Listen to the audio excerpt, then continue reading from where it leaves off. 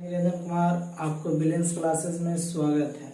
जो मेरे इस चैनल पर नए हैं वो मेरे चैनल के बेल आइकन को दबाकर चैनल को सब्सक्राइब कर दें। आज मैं आप लोगों को 12th की केमिस्ट्री का सिलेबस बताने जा रहा हूँ, जिसमें आपको कितने मार्क्स का पूछेगा, कितना मार्क्स का प्रैक्टिकल होगा, वो सारी चीज़ मैं आप लोगों को बताने जा रहा हूँ।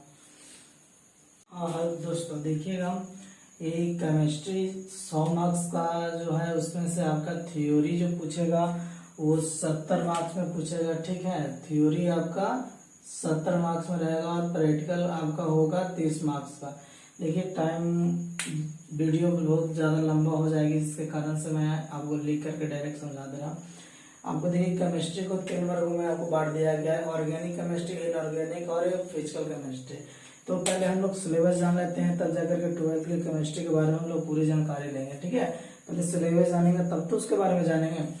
तो देखिएगा, ये आपका 12th का है। ठीक है, 12th का केमिस्ट्री है।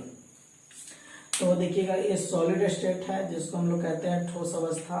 फिजिकल केमिस्ट्री में आपको ये 5 चैप्टर आपको पढ़ना है, जिसमें सॉलिड स्टेट, जिसमें ठोस अवस्था कहा जाता है, वो आपका 4 मार्क्स का पूछेगा। और सॉल्यूशन, जिसमें घोल विलयन के बारे में पढ़ना है, उसमें क्या है आपका 5 मार्क्स का पूछेगा। इलेक्ट्रोकेमिस्ट्री है, जिसको हम लोग हिंदी में कहते हैं वैद्युत रसायन, 5 मार्क्स का पूछेगा। केमिकल काइनेटिक है, जिसको रासायनिक गतिकी कहते हैं, ये आपका 5 मार्क्स का पूछेगा। सरफेस केमिस्ट्री है, जिसको हम लोग पृष्ठतनाव कहते हैं, वो 4 मार्क्स का पूछेगा। और एक इनऑर्गेनिक केमिस्ट्री है, जो आप लोग को अब अगला जो पार्ट है इनऑर्गेनिक, इसमें है general principle and process of the isolation of chemistry, ये आपको 3 मार्क्स का पूछेगा। इस हिंदी में कहते हैं तत्वों के निष्कर्षण के सामान्य सिद्धांत एवं प्रक्रम। फिर उसके बाद पी ब्लॉक के बारे में है, एलिमेंट। फिर उसके बाद डी एंड एफ ब्लॉक है। फिर उसके बाद आपका कोऑर्डिनेट कंपाउंड है, जो 3 मार्क्स का पूछेगा। और उसके बाद सबसे ज्यादा आपका दोस्त 8 मार्क्स का पी ब्लॉक एलिमेंट है। इसी से सबसे ज्यादा क्वेश्चन आपको पूछा जाता है अधिकतर एग्जाम 12th वाले में, ज्यादा से ज्यादा 8 मार्क्स का इसी से आएगा। फिर उसके बाद आपका 4 नंबर का है। हाँ देखिए दोस्तों, ये है ऑर्गेनिक केमिस्ट्री का जो चैप्टर है, वो आपका हेलो एल्केन्स है एंड हेलो एरेंस है। इससे 4 मार्क्स का पूछेगा। अल्कोहल, फेनॉल एंड ईथर, इसके बारे में इसमें जानकारी लेना है। तो इसमें इस चैप्टर से 4 नंबर का पूछेगा। Aldehyde, ketone and carbolic acid से 6 नंबर का पूछेगा। ऑर्गेनिक कंपाउंड कॉन्टेनिंग नाइट्रोजन से 4 नंबर का पूछेगा।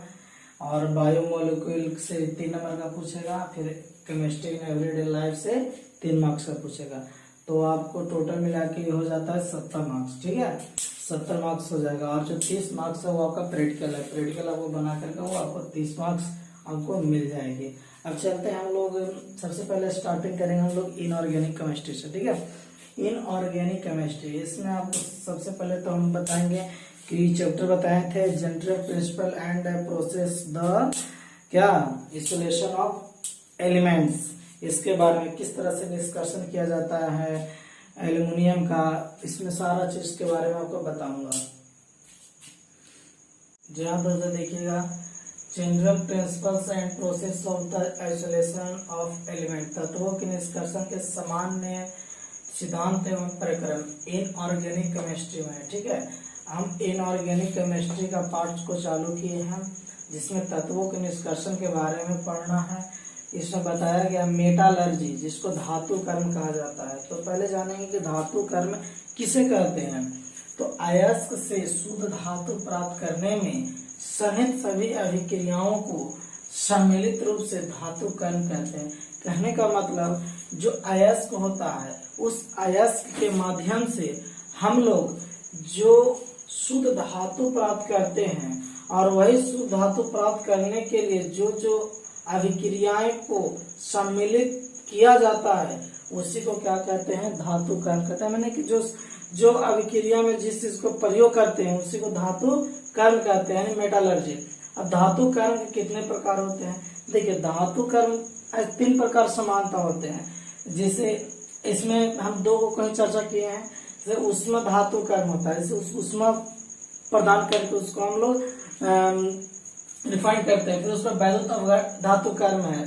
तो उष्मा धातु कर्म क्या होता है कि वह धातु कर्मीय अभिक्रिया जिसमें वह धातु कर्मीय क्रिया जिसमें सांद्रित अयस्क को अलग अलग माने उसको अलग अलग टेम्परेचर पर यानी अलग अलग तापक्रम पर गर्म करके धातु प्राप्त करते हैं उसे ही क्या कहा जाता है, धातु कर्मीय उष्मा धातु कर्मीय कहते हैं। जैसे जिंक को, पारक को, लोहा को हम लोग क्या करते हैं, सांद्रित करते हैं। और उसके बाद है वैद्युत धातु कर्म, वह धातु कर्मीय विक्रिया जिसमें वह धातु कर्मीय विक्रिया जिसमें द्रवित अयस्क को, इसमें क्या रहेगा, अयस्क द्रवित रहता है, तो द्रवित अयस्क को विद्युत अपघटन विधि द्वारा, क्या विद्युत अपघटन विधि द्वारा उसको क्या किया जाता है, प्राप्त किया जाता है, उसी को हम लोग वैद्युत अपघटन विधि कहते हैं या वैद्युत अपघटन कहते हैं। जैसे मैं किस से कर सकता हूँ, सोडियम हो गया, कैल्शियम हो गया, मैग्नीशियम हो गया, एल्यूमिनियम हो गया, ईटीसी, ये सब चीज को हम लोग कर सकते हैं। चलिए अब आगे जानते हैं कि आप दो चीज आ रहा है आप लोगों के दिमाग में, खनिज, अयस्क, ये क्या चीज है। तो आप लोग 10th में पढ़े होंगे खनिज क्या है, अयस्क क्या है, ठीक ना। वो चीज को फिर मैं पुनः आप लोगों को बताने जा रहा हूँ कि खनिज किसे कहते हैं, जान लीजिएगा। जी हाँ दोस्तों, देखिएगा इसमें खनिज है ना, उसके बाद आता है खनिज क्या है, तो प्राकृतिक में, ठीक ना, जो नेचुरल में, प्राकृतिक में पाए जाने वाले वैसे रासायनिक पदार्थ जिनका एक निश्चित रासायनिक संगठन होता है कि यह एक वहाँ पाया ही जाता है, जैसे कि निश्चित इसका तौर है कि होगा ही होगा, तो निश्चित रासायनिक संगठन होता है उसे खनिज कहते हैं। इसका क्या होता है कि निश्चित संगठन होता है। डोलामाइट का क्या होता है, इसका भी निश्चित संगठन होता है, उसी को क्या कहते हैं, खनिज कहते हैं। अयस्क है, जिन खनिजों से कम खर्चे में आसानी से धातु प्राप्त किया जाता है, यानी कि इसको खर्चा कम लगे और आराम से क्या हो जाए, धातु प्राप्त हो जाए, उसी को क्या कहते हैं, अयस्क कहते हैं। माने कि ज्यादा खर्चा उर्चा नहीं लगेगा। अब इसका अयस्क का कुछ प्रकार है, ऑक्साइड, तो इसका प्रकार में कौन कौन सा आता है, बॉक्साइड आता है, हेमेटाइट आता है। एग्जाम में पूछ सकता है कि ऑक्साइड अयस्क के दो उदाहरण लिखें, तो क्या बताएंगे, बॉक्साइड लिखेंगे, फिर हेमेटाइट लिखेंगे। आ सकता है सल्फाइड अयस्क के दो उदाहरण को लिखें, तो गलेना हो जाएगा, सिनेवार होगा, जिंक ब्लेंड हो जाएगा, ठीक है, ये है इसका। फिर सूत्र है PbS, AgS, ZnS। बॉक्साइड का Al2O3 × 2H2 होता है। फिर उसके बाद हेमेटाइट का होता है Ap2O3।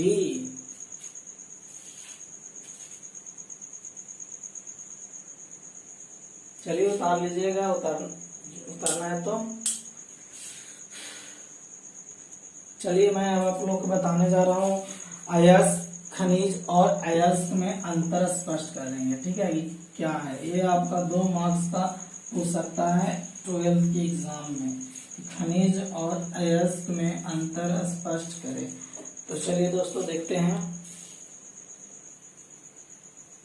जी हाँ दोस्तों, देखिएगा कि खनिज अयस्क में अंतर स्पष्ट करें। हमने बताया कि खनिज और अयस्क दोनों का हमने डिफिनेशन बताया है कि खनिज किसे कहते हैं और अयस्क किसे कहते हैं। वो डिफिनेशन एक हो जाएगा आपका कि कम खर्चे में जो आसानी से प्राप्त हो जाए उसे हम क्या कहते हैं, अयस्क कहते हैं। जिस खनिज द्वारा कम खर्चे में आसानी से हम प्राप्त किया जाता है उसी को क्या कहते हैं, अयस्क कहते हैं। और खनिज की जहाँ तक की बात आता है तो आप लोग बताएं कि निश्चित रासायनिक संगठन वाले अकर्बनिक पदार्थ को प्रकृति में पाया जाता है, उसी को क्या कहते हैं, खनिज कहते हैं। खनिज जो होता है अयस्क नहीं हो सकता है, टोटल खनिज जो होता है वो अयस्क नहीं होगा, लेकिन हाँ सभी जो अयस्क हैं वो खनिज हम लोग कह सकते हैं, क्योंकि इसी के माध्यम से तो बनता है।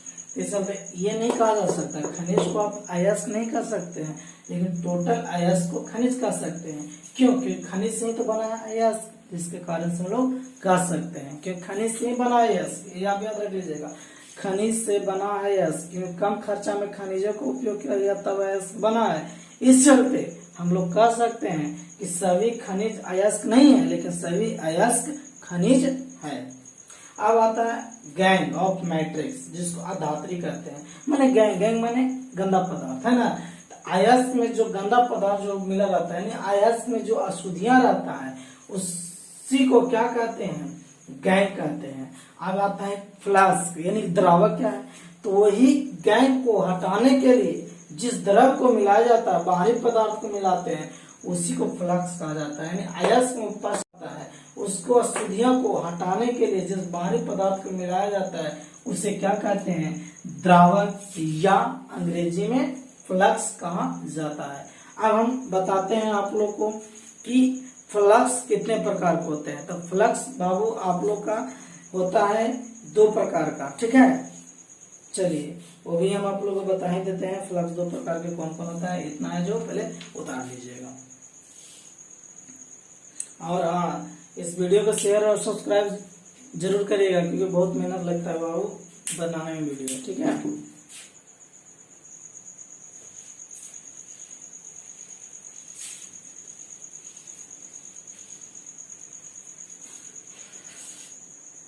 इसको बारे में हम आपको बताते हैं। तो अयस्क में उपस्थित गैंग के साथ, ठीक है, अयस्क में उपस्थित गैंग के साथ जब फ्लक्स को मिलाया जाता है, ठीक है, गैंग के साथ फ्लक्स को मिलाकर प्रगलन करने पर, यानी इसको क्या किया जाता है, प्रगलन करने पर हल्का पदार्थ का जो निर्माण होता है, ठीक है, हल्के पदार्थ का जो निर्माण होता है उसे क्या कहा जाता है, उसे धातुमल कहते हैं, ठीक है। देखिए दोस्तों, डायरेक्ट बना रहे हैं वीडियो लिख करके, तो बहुत लंबा वीडियो हो जाएगा, ठीक है। उसे क्या कहते हैं, धातुमल कहते हैं। अब हम लोग थोड़ा जान लेते हैं कि धातुमल कैसे बनते हैं, ठीक है। तो सबसे पहले क्या किया गया, GANG, गैंग जान नहीं रहे, GANGE है ना, गैंग अब प्लस किसको मिलाया गया है, गैंग के साथ फ्लक्स को मिलाया गया है, यानी फ्लक्स मिला तब जाके क्या बना, धातु मल बनता है, ठीक है। इस बात को ध्यान दीजिएगा। जैसे एग्जाम्पल में एक मैं आप लोग बता देता हूँ, FeO, ठीक है, फेरस ऑक्साइड को जब सिलिकॉन ऑक्साइड बालू के साथ मिला के गर्म करते हैं, यानी स्मेलिटी, प्रगलन कहा जाता है इसको, ठीक है। क्या कर रहे हैं हम लोग, प्रगलन करते हैं, तो क्या बनाता है, FeSiO, उसके बाद 3, जिसको कहते हैं फेरस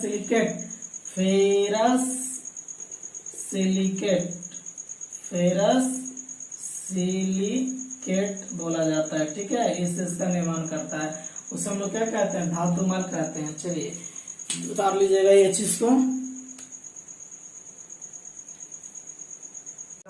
अगला आपका है रिफ्रैक्टरी पदार्थ। क्या इसका नाम है, रिफ्रैक्टरी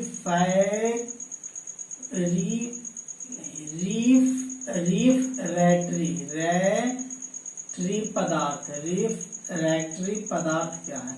तो ये पहले आप जान लीजिए कि ये पदार्थ क्या है। देखिए ऐसा पदार्थ है जो बिना पिघले, बिना मुलायम हुए, ठीक है, हाई टेम्परेचर को सहन कर लेता है, उसी को क्या कहा जाता है, रिफ्रैक्टरी पदार्थ कहा जाता है।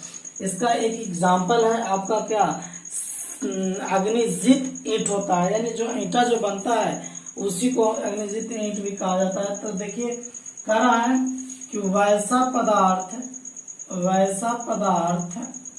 जो बिना पिघले या मुलायम हुए हाई टेम्परेचर, उच्च तापमान को सहन कर सकता है, उसे क्या कहते हैं, रिफ्रैक्टरी पदार्थ कहते हैं, रिफ्रैक्टरी पदार्थ कहते हैं। एग्जाम्पल के लिए वही जो SiO2 जो है उसी को कहते हैं, ठीक है, सिलिका, ठीक है, सिलिका, ठीक है, सिलिका जिसको सूत्र में हम लोग कहते हैं SiO2, अग्निजीत ईंट, अग्निजीत ईंट, ठीक है। चलिए उतार लीजिए।